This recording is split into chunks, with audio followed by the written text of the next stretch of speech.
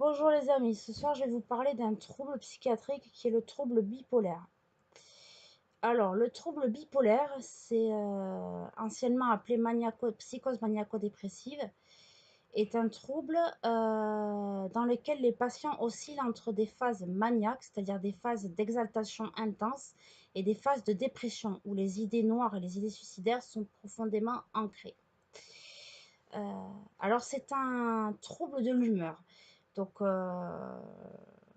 l'humeur est partagée entre des états d'exaltation profonde et le patient peut se voir accomplir des actes inconsidérés et mettant sa vie en péril et dont il ne se rend pas forcément compte. Il y a des idées de mégalomanie, de toute puissance, euh, et, euh, le patient ne s'en rend pas compte.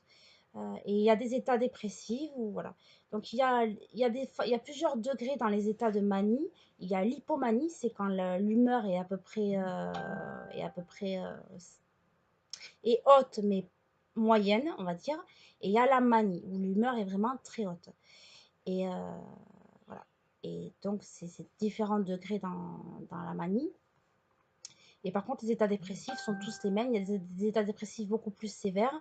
Et il y a ce qu'on appelle aussi les états mixtes, c'est-à-dire que les patients ressentent à la fois de la manie et à la fois de la dépression. Euh, les patients souffrant de troubles bipolaires ne doivent pas d'être confondus avec d'autres caractéristiques, d'autres diagnostics différentiels, ce qu'on appelle, comme la fibromyalgie, euh, l'épilepsie, le trouble borderline, le trouble anxieux, l'hyperactivité, voilà, tous ces genres de diagnostics différentiels, ça ne doit pas être confondu avec le trouble bipolaire. Et le trouble bipolaire, pour être posé en tant que tel, en tant que diagnostic, le patient doit voir à peu près 5-6 médecins différents pour que le diagnostic puisse être posé et, euh, et avéré. Alors, pour poser un diagnostic de trouble bipolaire, euh, il faut se référer notamment aux troubles thymiques, aux troubles de l'humeur, observer des fluctuations de l'humeur assez conséquentes, de durée moyenne, voire longue, mais aussi il faut se référer aux antécédents personnels du patient et familiaux, chercher parce que même s'il n'y a pas de cause génétique, il faut quand même chercher si dans la famille il n'y a pas eu déjà des bipolaires, chercher s'il n'y a pas dans l'environnement du sujet des choses pouvant déclencher ces fluctuations de l'humeur. Et aussi, il faut chercher toutes les causes pouvant écarter la pose d'un diagnostic de bipolaire, à savoir des maladies organiques qui peuvent déclencher des changements d'humeur, ou alors des addictions, une alcoolodépendance, une toxicomanie qui peuvent entraîner des changements d'humeur sans que cela soit un trouble bipolaire. Donc une fois toutes ces causes écartées, on peut s'attarder sur le fait de poser un diagnostic de trouble bipolaire. Il y a deux types de troubles bipolaires. Le trouble bipolaire de type 1, où il y a une ou plusieurs phases maniaques suivies de une ou plusieurs phases dépressives, mais d'humeur variable, c'est-à-dire d'humeur pas très très haute et pas très très basse. Et il y a le trouble bipolaire de type 2, où ce sont des successions de phases maniaques et dépressives majeures. Donc voilà, ce sont les deux types de troubles bipolaires.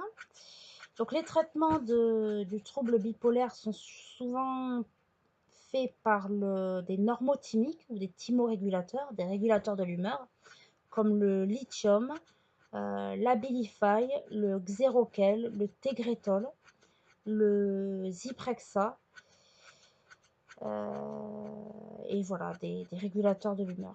Et dans les cas de dépression sévère, ils peuvent être associés des antidépresseurs pour dépasser la dépression.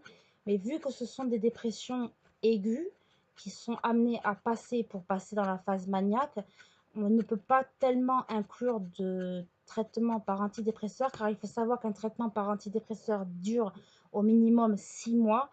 Et les personnes en phase, notamment les types 2 de troubles bipolaires, n'ont pas des phases de dépression de plus de 6 mois. Donc, instaurer un traitement antidépresseur ne servirait à rien. Il y a aussi dans la forme, dans les troubles bipolaires, la forme unipolaire, c'est-à-dire que soit des personnes qui sont constamment que en état maniaque, ou soit constamment que en état dépressif. Ça, c'est la forme unipolaire de la pathologie. Voilà. Donc, le trouble bipolaire touche autant d'hommes que de femmes. Et on estime qu'il y a à peu près 1% à 2% de la population qui est atteinte de ce trouble. Voilà, voilà. Donc, alors, attendez que je le retrouve. Voilà. Je vous conseille une lecture.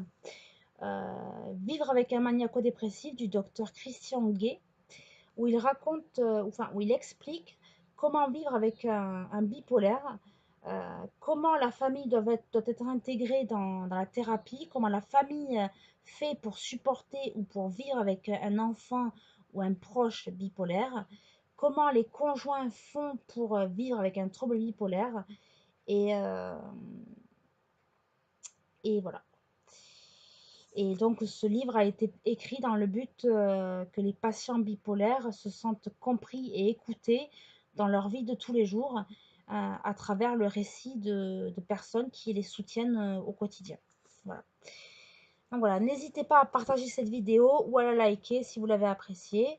Et je vous remercie beaucoup de votre attention. Bisous les amis.